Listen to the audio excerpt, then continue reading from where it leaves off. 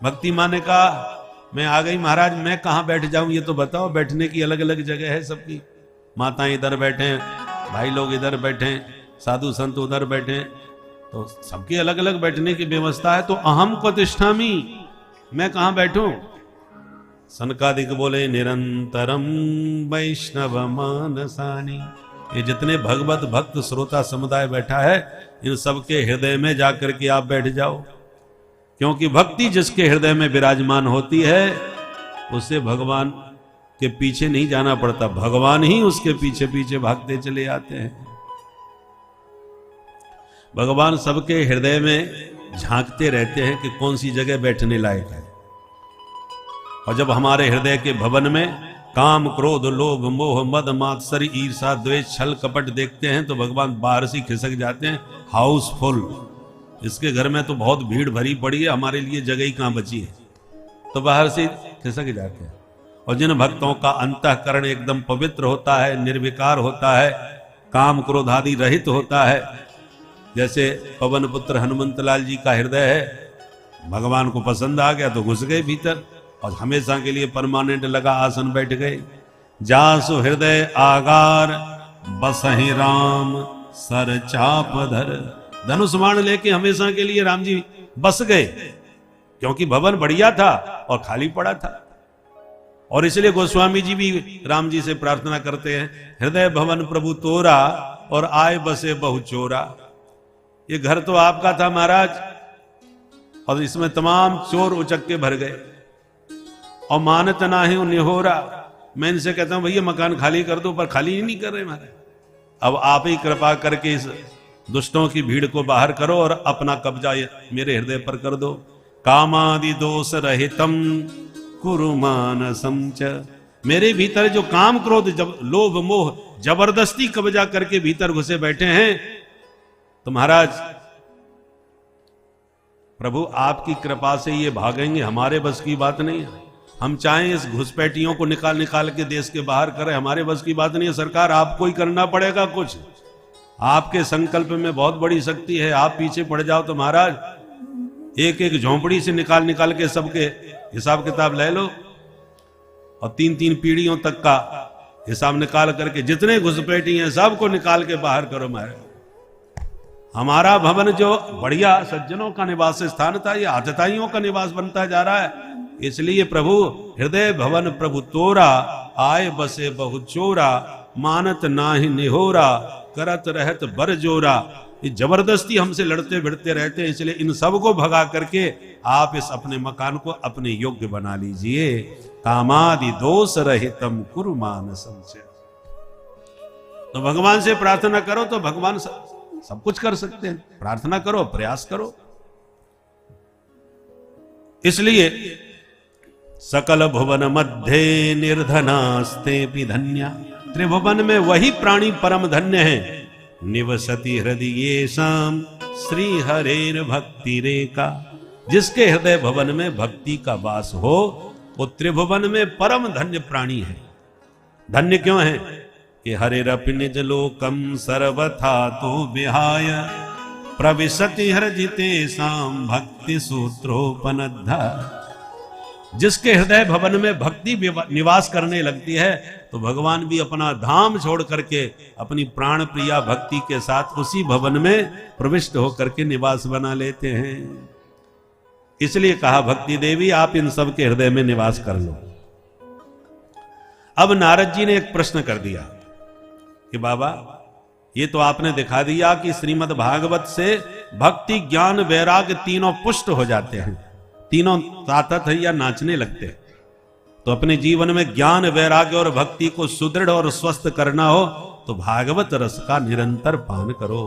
ये वो अमृत है, वो राम रसायन है जिसको पी करके तुम्हारी ज्ञान भक्ति के साथ भक्ति ज्ञान वैराग्य तीनों। जैसे तीर्थ कौन है? जहां गंगा बह रही हो, जमुना बह रही हो, सरस्वती बह रही हो, ये सब तीर्थों के तट पर ही जाना है। पर तीर्थों का राजा कौन है? जहां गंगा यमुना सरस्वती तीनों एक साथ हों वो फिर तीर्थ नहीं तीर्थराज हो जाता है। उसी प्रकार ग्रंथों में कहीं भक्ति की महिमा, कहीं ज्ञान की महिमा, कहीं वैराग्य की महिमा, परंतु भागवत क्या है? भक्ति ज्ञान वैराग्य की त्रिवेणी का महासंगम है। इसलिए केवल पुराण नहीं है, पुराण तिलकम, महापुराणों में इसका नाम है, सर्वश्रेष्ठतम पुराण है। 18 पुराण है व्यास जी के लिखे हुए, परंतु 18 पुराणों में सर्वाधिक यदि प्रसिद्धि हुई है तो केवल श्रीमद् भागवत महापुराण की हुई है। बाकी 2-4 पुराण हैं जो कहीं कहीं पे सुनने को मिलते हैं, कहीं महाशिव पुराण है, कभी कोई पुराण है, बहुत कम। सर्वाधिक श्रीमद् भागवत महापुराण का पुराण तिलक है। इस प्रकार से भागवत की दिव्य महिमा गाई। नारद जी ने कहा, तो ये तो बताओ, केवल भक्ति ज्ञान वैराग्य ही इससे प्राप्त होता है कि पापियों के पाप भी साफ होते हैं? और साफ पाप होते हैं तो कौन कौन से पाप इससे मिट सकते हैं, वो कृपा करके बताओ। पापियों को पाप से है तारती, ये भागवत की कथा, तो कैसे कैसे पापियों को तारती है? सनकादिक बोले, कैसे कैसे का प्रश्न ही खत्म करो। हम तो कहते हैं जो पापियों में नंबर 1 का हो। ये मानवा पाप कृतस्तु सर्वदा सदा दुराचार गरता विमार्गगा क्रोधाग्नि दग्धा कुटिलाश्च कामिनः सप्ताह यज्ञेन कलौ पुनन्ति ते। जिस मानव ने जीवन भर पापी ही पाप किए हों, क्रोध की आग में जलता रहता हो, काम क्रोध आदि से जिसका अंतःकरण मलिन हो, वो भी चित्त लगा के चित्त चोर के पावन चरित्रों को एक बार श्रद्धा पूर्वक सुन ले तो कलौ पुनन्ति ते, कलयुग में वो भी परम पुनीत हो जाएगा। महाराज कोई है प्रमाण आपके पास? आज तक कोई पापी पवित्र हुआ है? बिल्कुल हुआ है, तो दीजिए कोई प्रमाण। तब सनकादिकों ने एक प्रसंग सुनाया, एक सत्य इतिहास सुनाया। आप भी ध्यान से सुने। एक सत्य इतिहास जो सनकादिक नारद जी को सुना रहे। अत्र ते कीर्तयिष्याम इतिहासं पुरातनम। इतिहास शब्द का मतलब क्या है? इति माने इस प्रकार, ह माने निश्चित रूप से, आस माने हुआ, ऐसा निश्चित रूप से हुआ, उसका नाम इतिहास। तो ये सत्य इतिहास सुनाते हैं नारद जी, ध्यान से सुनो। तुंगभद्रा नदी के किनारे एक पंडित जी रहते थे, उनका नाम था पंडित आत्मदेव शास्त्री। बड़े भारी विद्वान थे, द्वितीय में वो भास्कर। विद्वानों में उन्हें भास्कर के समान आदर दिया जाता था, विद्या भास्कर। पर तत्प्रिया धुंधुली स्मृता, उनकी धर्मपत्नी का नाम था श्रीमती धुंधुली देवी। पतिदेव जितने सज्जन थे, पंडितानी उतनी ज्यादा खतरनाक थी। 24 घंटे दुनिया भर की बातें करती थी, बहुजल्पिका, इतनी ज्यादा बातें करती थी कि दूसरे जब बोलने लग जाए तो दूसरे को मौका ही नहीं मिलता था बात करने का। और कलह प्रिया, पंडितानी को झगड़ा बहुत पसंद था। जब तक किसी से 2-4 ना हो जाए तब तक उनका पेट का भोजन ही नहीं पचता था। पर ब्राह्मण बेचारे सज्जन थे तो गुजारा कर लेते, निर्वाह कर लेते। दुर्भाग्य से कोई बच्चा नहीं हुआ, ना बेटा ना बेटी। इस बात के कारण ब्राह्मण इतने दुखी हो गए कि गृहम त्यक्त्वा वनंगतः, घर छोड़ करके आत्महत्या करने के लिए जंगल में चले गए, मरने को। और एकांत जंगल में जाकर के बड़ी जोर जोर से रोना चालू किया ब्राह्मण ने। हे विधाता, आपने सब कुछ दिया पर संतान के बिना सब बेकार कर दिया। एक सन्यासी बाबा वहां से निकल के जा रहे थे, रोने की आवाज सुनी तो आ गए।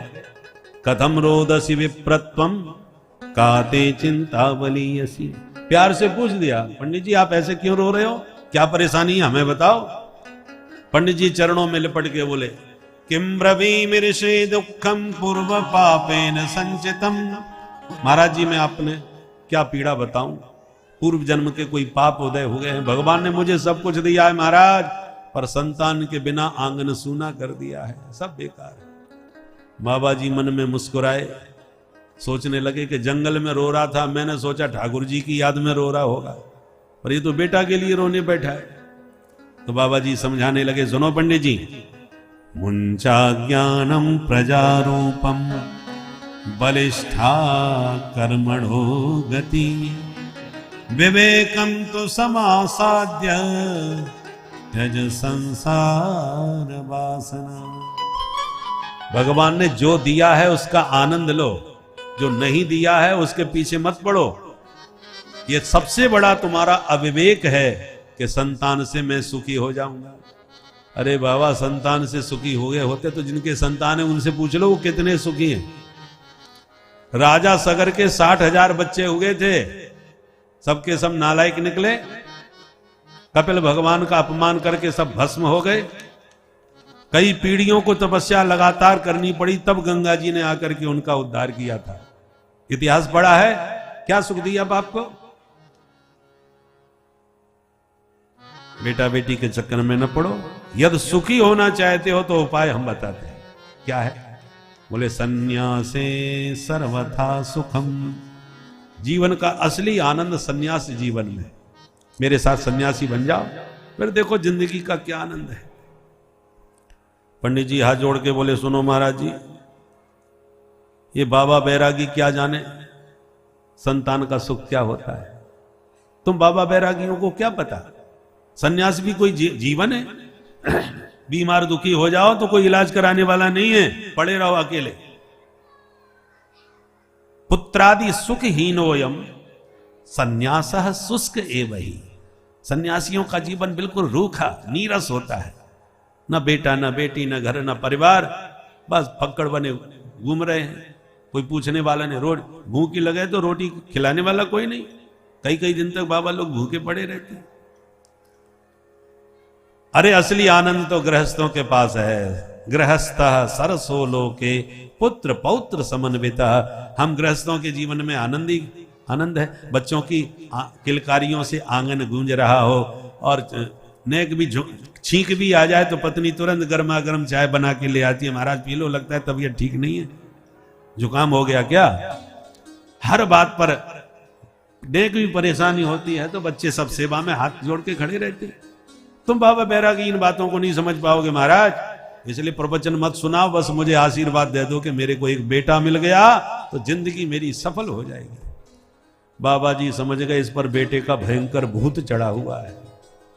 तो बोले, सुनो पंडित जी, हम केवल कोरे बाबा जी ही हैं, ज्योतिष के भी जानकार हैं, और तुम्हारे माथे की रेखा पढ़ के एक गारंटी से कह सकते हैं, सप्त जन्मावधि तव पुत्रो नई वच नई वच। इस जन्म की छोड़ दो, 7 जन्म तक तुम्हें कोई संतान नहीं हो सकती। इतना सुनते ही पंडित जी ने बड़ी जोर से धरती में सिर पटक दिया। महात्मा जी डर गए। पंडित जी क्या करे भैया, मर जाओगे। पंडित जी बोले, हम तो मरने के लिए ही निकले थे घर से। महाराज जी आपने दर्शन दिए तो मैंने सोचा आप कष्ट दूर करोगे, आपने तो मेरा कष्ट 7 गुना और बढ़ा दिया। मैं इसी जन्म के लिए रो रहा था, आपने 7 जन्म की और सुना दी। अब मेरे कपाल में क्या लिखा है मुझे नहीं मालूम, पर आपने मुझे बेटा नहीं दिया तो अब ठीक नहीं होगा। ठीक नहीं होगा का क्या मतलब, क्या करोगे। बोले, नोचेत त्यजाम्य हम प्राणास्त्वदग्रे शोक मूर्छिता। दोबारा सिर पटक के अपने कपाल की कपाल क्रिया यहीं कर लूंगा आपके चरणों में। मैं तो मर जाऊंगा पर आपको भी ब्रह्म हत्या लगेगी महाराज, याद रखना। अब बाबा जी की धड़कन तेज हो गई। हे भगवान, कछु लेना ना देना, मगन रहना। अच्छे भले जा रहे थे, अच्छी राम राम हो गई है तो मेरे को ही ब्रह्म हत्या लगा रहा है। सुनो सुनो पंडित जी, अब नहीं मानते तो एक काम करो, बगल में से एक फल निकाल करके पंडित जी के हाथ में रख दिया। इदम भक्ष्य पत्निया त्वं ततः पुत्रो भविष्यति। ये फल अपनी पत्नी को खिला देना, मेरा आशीर्वाद है, गारंटी से बेटा होगा। बस इतना सुनते ही पंडित जी खुशी में नाचने लगे। महात्मा को साष्टांग प्रणाम किया और भागे भागे आए। दूर से ही आवाज लगाई, अरे ब्राह्मणी सुनती हो, जल्दी बाहर आ। पंडितानी दौड़ के आई। मन में सोचती हूं कि आज सवेरे से गायब है, बहुत दूर कहीं से आए, तो लगता है तगड़ा माल मिला है, इसलिए इतने उत्साह में भरे आवाज लगा रहे। क्या लाए हो जी? बोले, देख कितना सुंदर फल है, अब जल्दी से खा ले। पंडितानी ने मुंह पर सिर पर हाथ रखा, हे भगवान, गला फाड़ के ऐसे बुला रहे जैसे 9 लखा हार लाए हो मेरे लिए। मैंने क्या फल नहीं खाया आज तक? ब्राह्मण ने कहा, बाबरी ऐसा वैसा फल नहीं है, इस फल को खाएगी तो तेरे को बेटा हो जाएगा। सन्यासी बाबा ने मुझे मंत्र पढ़ के सिद्ध करके फल दिया है, सीधे बागेश्वर धाम से बाबा सन्यासी जी के हाथ का फल लेके आया हूं। बोल बंसी वारे की। अब जल्दी से फटाफट खा ले। पंडितानी तो धुंधली ठहरी है। मुझे लगता है मेरे ऊपर किसी बाबा जी से जादू टोना करवा रहे हैं। मैं तो बिना सोचे समझे नहीं खाऊंगी। मुझे तो ये तंत्र मंत्र से बहुत डर लगता है भाई, और मना करूंगी तो ये जबरदस्ती खिला देंगे। सो बोले हाँ हाँ लाओ, मैं अभी नहाऊंगी, पूजा पाठ करूंगी, भोग लगाऊंगी, तब पाऊंगी। पंडित जी को ऐसे समझाया कि उनको समझ में आ गया। ठीक है बाद में खा लेना, पर खाना ध्यान से। बोले हाँ चिंता मत करो। पंडित जी तो विश्वास करके बगल पकड़ा दिए, और देवी जी भीतर बैठ के सोचने लगी अब खाऊं क्या नहीं खाऊं। इतने में पड़ोसिन आ गई। बहन क्या सोच रही है बैठी बैठी? पूरी कहानी उसको सुना दी। देख तू मेरी पक्की सहेली है, सच बता मुझे ये फल खाना चाहिए कि नहीं।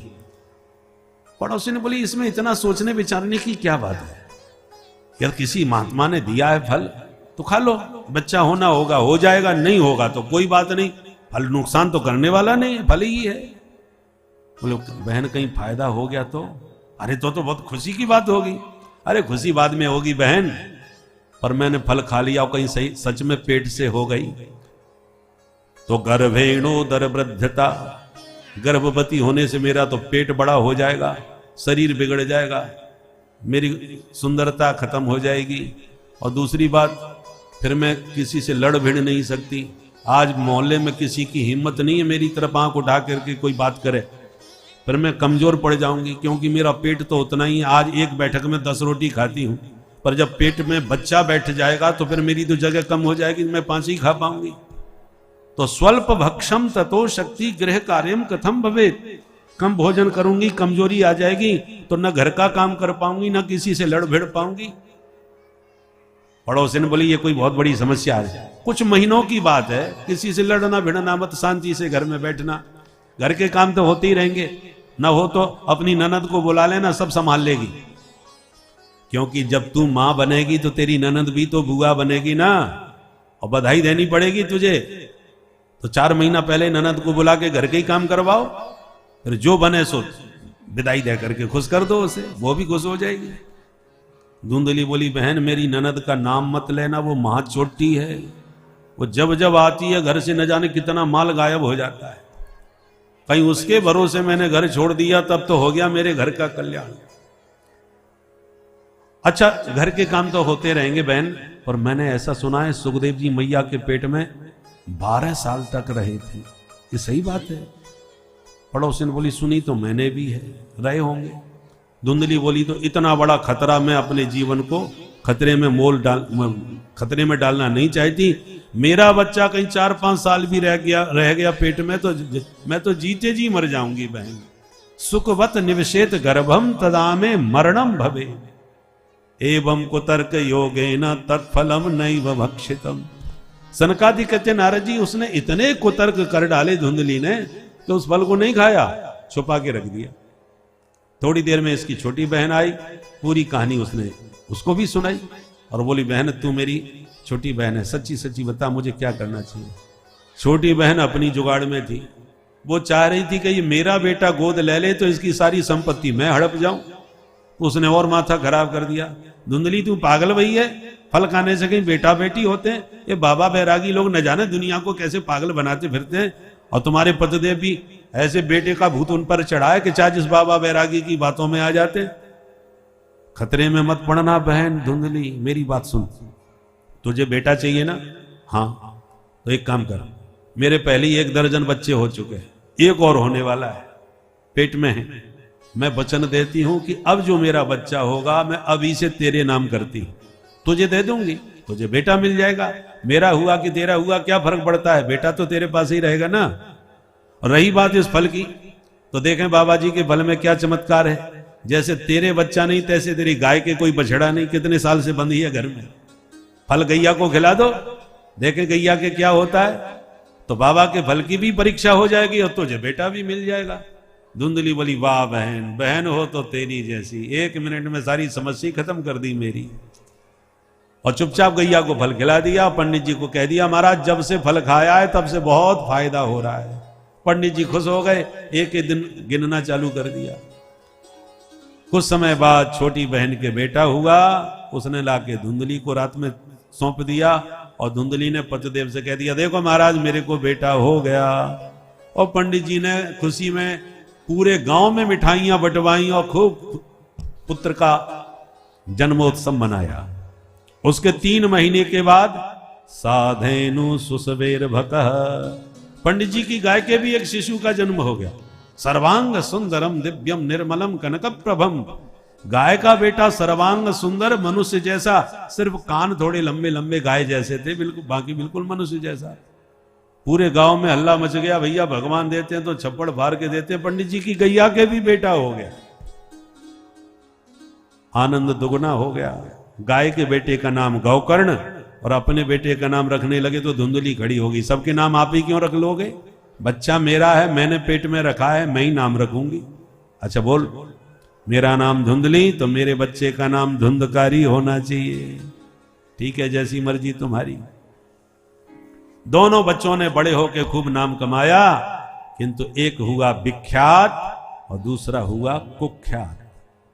गौकर्ण पंडितो ज्ञानी धुंधकारी महाखलः।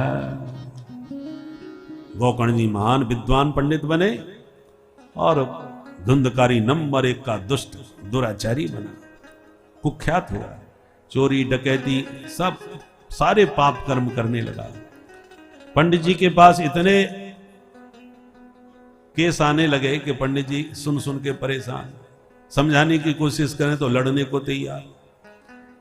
पंडित जी बोले, हे भगवान, ऐसी जिंदगी से तो मर जाना अच्छा। इस नालायक ने समाज में मुंह दिखाने लायक नहीं छोड़ा मेरे को। अब मरने को निकल पड़े फिर जंगल में। पहले मरने जा रहे थे बेटा नहीं है, अब मरने जा रहे हैं बेटा क्यों है। ये है जिंदगी।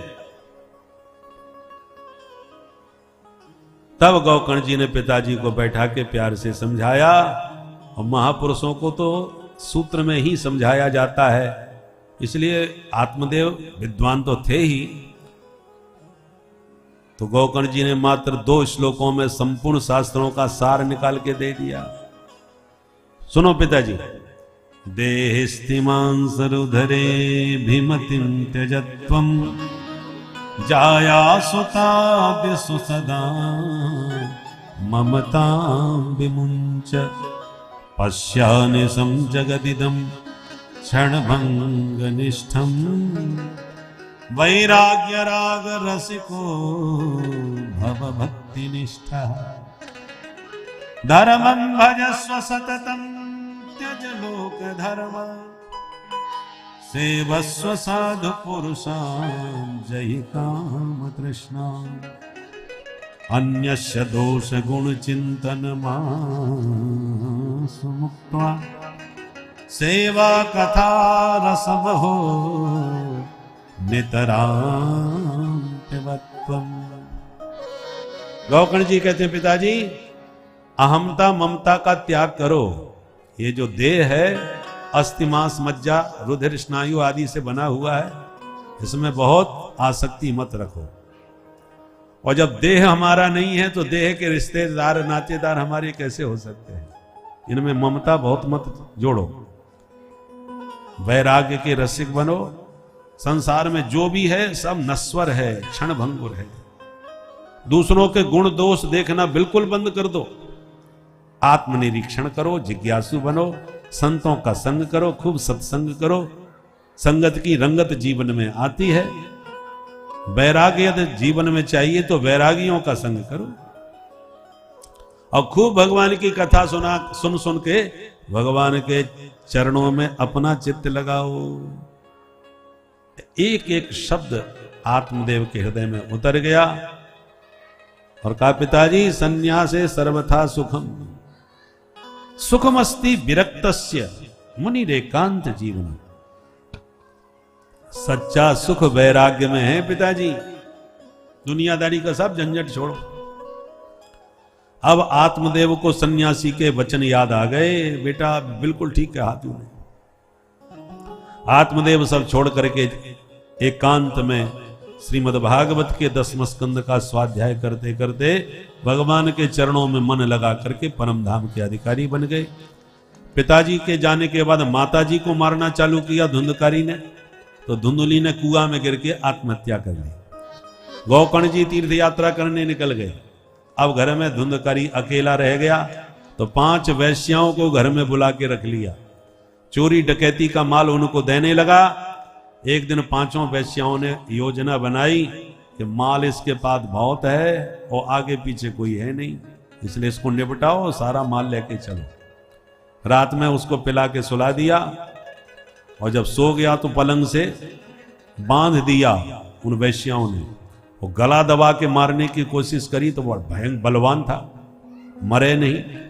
चिल्लाने की कोशिश करी धुंधकारी ने कि बचाओ, सो एक दौड़ के गई और आग के अंगारे चूल्हे से भर लाई। जैसे ये चिल्लाया तो सारे अंगारे इसके मुंह में भर दिए। आवाज बंद हो गई और तड़फा तड़फा के 5 ने प्राण ले लिए। पापियों का अंत इस ढंग से होता है। सनकादि कहते हैं, नारद जी, स्त्रीणाम नैवतु विश्वासः दुष्टानाम कारेद बुधा। धन पर बिकने वाली स्त्री पर भूल के भी भरोसा नहीं करना चाहिए, अन्यथा गति इस धुंधकारी जैसी होगी। क्योंकि उन देवियों की वाणी में बड़ी मधुरता होती है। हृदयम क्षुरधाराभम स्त्रियः को नाम योषिता सुधामयम बचो यासाम कामिनाम रसवर्धनम। पैसे पर बिकने वाली स्त्रियों की वाणी में तो बिल्कुल अमृत होता है। ऐसी मीठी बातें करती हैं कि जो कामी पुरुष होते हैं वो पागल हो जाते हैं, पर उनके हृदय में छुरा चलता है कि इसको कैसे काटा जाए। और मूर्ख लोग अपना जीवन बर्बाद कर देते हैं उन स्त्रियों के जाल में फंस करके, जैसे धुंधकारी बर्बाद हो गया। अब भूत बन के भवन में भटकने लगा अकेला। गोकर्ण जी को घटना का पता चला तो गया में श्राद्ध किया। लौट करके अपने घर आए। रात में सो रहे थे कि भेड़ का बच्चा घूमता नजर आया। डंडा लेके भगाने लगे तो भैंसा बन गया। फिर एकदम भेड़ का बच्चा हाथी बन गया। गोकर्ण जी घबरा गए, ये क्या भला है भाई। हाथ जोड़ के बोले, भैया कौन हो तुम, क्यों डरा रहे हो। तो बड़ी जोर से चिल्ला करके रोना चालू किया। हाथ में जल लेके गोकर्ण जी ने मंत्र पढ़ के मारा, तब वह प्रेतात्मा बोल पड़ा, अहम भ्राता त्वदीयोस्मि धुंधकारीति नामतः स्वकीयेनैव दोषेण ब्रह्मत्वं नाशितं मया। भैया मैं तुम्हारा ही भाई धुंधकारी हूं, मैंने बहुत पाप किए, उसका परिणाम यह है कि आज मैं भूत बना भटक रहा हूं इस भवन में, मेरा उद्धार करो। गोकर्ण जी बोले, मैं तो तेरे लिए श्राद्ध करके आया हूं गया में। धुंधकारी बोला, 100 श्राद्ध कर लो, कुछ नहीं होने वाला, क्योंकि हम नंबर 1 के हैं, छोटे मोटे पापी मत समझना। गोकर्ण जी बोले, तो इस समय तुम पधारो, हम तुम्हें वचन देते हैं भैया तुम्हारा उद्धार जरूर करेंगे। धुंधकारी गायब हो गया और रात भर सोए नहीं। गोकर्ण जी यही सोचते रहे, मैं क्या करूं। सवेरा हो गया, विद्वानों से परामर्श किया, क्षेत्र के सारे विद्वान बुलवाए, समाधान फिर भी नहीं मिला। तो सूर्य भगवान से प्रश्न किया और सूर्य भगवान ने कहा, श्रीमद् भागवतान मुक्ति सप्ताहम वाचनम कुरु। प्रिय गोकर्ण, अपने भैया को सप्ताह विधि से श्रीमद् भागवत ज्ञान यज्ञ का श्रवण कराओ, मुक्त हो जाएगा। सूर्य वचन सुनकर के गोकर्ण जी प्रसन्न हो गए। विद्वान तो थे ही। आषाढ़ शुक्ल में भव्य आयोजन किया और व्यासपीठ पर स्वयं बैठ करके अपने भैया को कथा सुनाई। हजारों श्रोता आए। धुंधकारी आया तो 7 गांठ के पोले बांस में घुस करके बैठ गया और उसी में बैठ के कथा सुनता गया। एक एक दिन से एक एक ग्रंथि चटकती गई। 7 दिन में 7 ग्रंथियों का भेदन करके धुंधकारी प्रकट हो गया। बोल भागवत भगवान की। चतुर्भुज रूप में प्रकट होके धुंधकारी ने व्यासपीठ को प्रणाम किया। धन्या भागवती वार्ता प्रेत पीड़ा विनाशिनी। धन्य है भागवत की कथा जिसने मेरे जैसे पापी प्रेत को पवित्र कर दिया। आज दिव्य विमान आकाश मंडल से आया। भगवान के पार्षदों ने हाथ पकड़ के धुंधकारी को उसमें बैठाया ले जाने लगे तो गोकर्ण जी ने रोका। सुनो सुनो भैया, एक बात मेरी सुन लो। क्या? भगवान के पार्षदों से गोकर्ण जी ने पूछा, यहां हजारों श्रोताओं ने कथा सुनी पर विमान एक ही क्यों आया? यदि कथा सुनने से कल्याण हुआ है तो सबका कल्याण क्यों नहीं हुआ? अकेले धुंधकारी का क्यों? तब भगवान के आए हुए पार्षदों ने कहा, भैया कथा निश्चित रूप से सबने सुनी होगी, परंतु जिस लगन से, जिस कल्याण की भावना से धुंधकारी सुन रहा था, वैसे और लोग नहीं सुने थे। और तो टाइम पास करते हैं। बहुत से लोग इसलिए आते हैं कि साहब हम उन्होंने कार्ड दिया था और विशेष आग्रह किया था, चलो आज एक दिन हाजिरी लगा जाते हैं। कुछ लोग इसलिए आते हैं कि देखें बड़ा जोरदार कार्यक्रम हो रहा है, देखें कैसी क्या व्यवस्था है। तो सबके अपने अपने दृष्टिकोण होते हैं। कोई व्यवहार मात्र निभाने आते हैं, कोई व्यवस्था देखने आते हैं, कोई समीक्षा करने आते हैं। इसका श्रवण करने से हमारा कल्याण होगा, ये भावना मन में रहती ही नहीं तो कल्याण कैसे जबरदस्ती हो जाएगा? धुंधकारी कथा केवल अपने कल्याण के लिए सुन रहा था, हो गया कल्याण उसका। और यूं कहकर के विमान चला गया। श्रोता उदास हो गए कि हम चूक गए। गोकर्ण जी बोले, ये दास बैठा है, आप उदास मत होइए, हम दोबारा कथा सुना देते हैं। अगले महीना श्रावण शुक्ल में पुनः आयोजन किया गोकर्ण जी ने। अब की बार तो और जबरदस्त भीड़ इकट्ठी हो गई, क्योंकि पहला चमत्कार सबने देख लिया था। और दूसरी कथा का जब विश्राम किया गोकर्ण जी ने, तो जितने श्रोता उतने विमान प्रकट हो गए। साक्षात श्री हरि ने प्रकट होकर के गोकर्ण को उठा के हृदय से लगा लिया। और जैसे राम जी अयोध्या वासियों को साथ में लेके साकेत धाम गए, ऐसे ही समस्त श्रोता समुदाय को साथ में लेके गोकर्ण जी भगवान के परम पद को प्राप्त हो गए। बोल भागवत भगवान की। अयोध्या वासिन पूर्वम यथा रामेण संगता तथा कृष्णेन ते नीता गोलोकम योगी दुर्लभम। सनकादि कहते हैं, नारद जी अब तुम ही बताओ, जब धुंधकारी जैसा नंबर 1 का पापी प्रेत भी तर गया तो छोटे मोटे पापी तर जाएं तो इसमें कौन आश्चर्य की बात है? परंतु दवा देते समय डॉक्टर जैसे नियम बताता है कि इसको कैसे खाना है। दूध से खाना है कि पानी से खाना है, खाली पेट खाना है कि भरे पेट खाना है, सोते समय खाना है कि उठते ही खाना है, ये सब नियम होता है। ऐसी भागवत को कैसे सुनना चाहिए उसकी विधि एक अध्याय में, 6वें अध्याय में बतलाई गई है। कि बढ़िया किसी विद्वान से मुहूर्त निकलवाओ, फिर किसी अच्छे विद्वान को व्यासपीठ पर बैठाओ, बढ़िया व्यास गद्दी का निर्माण कराओ। वक्ता जब गद्दी पर बैठ जाए तो साक्षात सुखदेव जी की भावना से उसका पूजन अर्चन करो और प्रार्थना करो। सुख रूप प्रबोधज्ञ सर्व शास्त्र विशारद एतत् कथा प्रकाशेन मदज्ञानम विनाशय। हे भगवान सुखदेव, अपनी दिव्य वाणी से हमारा सारा अज्ञान मिटा दीजिए, हमें जीवन की दिशा दिखा दीजिए। ये प्रार्थना वक्ता से करें। कथा के विराम में श्रोताओं को हरि नाम संकीर्तन अवश्य करना चाहिए। भोजन ज्यादा हो जाए तो एक आध हाजमूला की गोली खा लेना चाहिए ताकि पच भी जाए। तो 3-4 घंटे कथा सुनने के बाद हरि नाम संकीर्तन हाजमूला का काम करता है। इसलिए प्रतिदिन हरि नाम संकीर्तन करके ही श्रोताओं को उठना चाहिए। नियम यह होता है कि श्रोता पहले आकर के बैठे वक्ता से, और वक्ता को विदा करके के ऊपर जब एक प्रेत प्रसन्न हो गया और कहा मांगो क्या चाहते हो, तो गोस्वामी जी बोले हमें तो राम जी चाहिए, राम जी का दर्शन करवा लो। वो प्रेत ने कहा हम दर्शन नहीं करा सकते, पर जो दर्शन करा सकता है उसका पता बता सकते हैं। कौन? बोले हनुमंत लाल जी, वो तुम्हें मिलवा देंगे राम जी से। तो हनुमान जी कहां मिलेंगे? तब उस प्रेत ने कहा वो आपकी कथा में नित्य आते हैं। आप जब कथा कहते हो ना तो आपकी कथा में तमाम श्रोता आते हैं, तो हनुमान जी भी आते हैं। तो बोले मैं तो उनको नहीं पहचानता, कैसे पहचानूंगा? बोले उनकी पहचान ये सबसे पहले आके बैठते हैं और सबसे अंत में जाते हैं, ये हनुमान जी के पहचान है। तब दूसरे दिन गोस्वामी जब कथा कहने के लिए बैठे तो सबसे पहले एक कुष्ठ रोगी आया कंबल ओढ़ करके और कांपता हुआ कोने में एक तरफ बैठ गया। अब गोस्वामी जी बड़े चक्कर में पड़े, ये हनुमान जी तो नहीं हो सकते, जो कोई महादरिद्री और कुष्ठ रोगी है, अलग थलग चुपचाप बैठा है। फिर जब कथा पूरी हो गई, हर चेहरे को ध्यान से देख रहे इनमें हनुमान जी कौन से हैं। पर जब कथा संपन्न हुई, कीर्तन करने लगे तो श्रोता खिसकने लगे सब।